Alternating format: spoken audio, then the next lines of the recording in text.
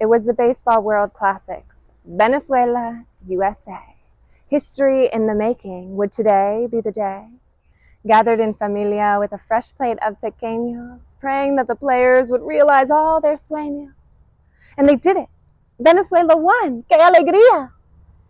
But I couldn't help but think of Tío Chucho, taken by la policía over a week ago, for, existing with brown skin in a nation he'd sought with the expectation of freedom. And so while history was made, did he even get to watch the game? Does he know his country won? And did his wife watch it alone with their less than 1-year-old son? This went through my head, so while everybody cheered, I held back my tears. I couldn't ruin this moment with my sympathetic cry. And besides, I'd be fine. He was their uncle, not mine. It's not even my business. I shouldn't really care, but it just doesn't seem fair.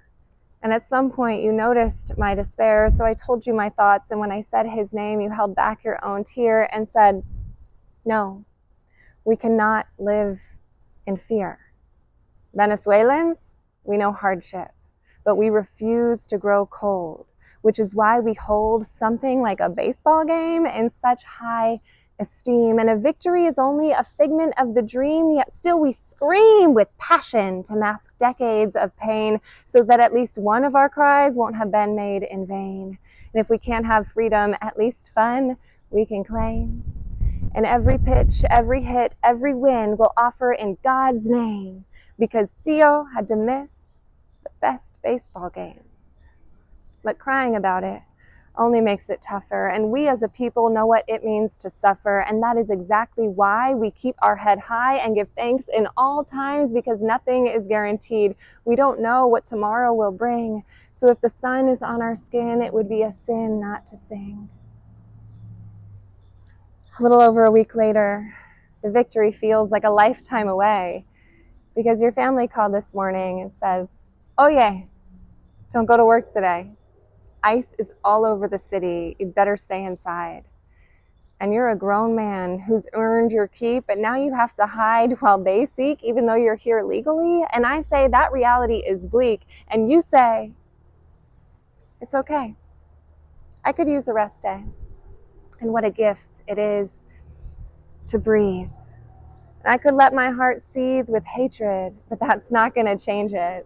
And of course, I feel terror, but I get to exchange it with trust in the Creator to be my Savior, because even though things don't always work in my favor, I get to savor right now.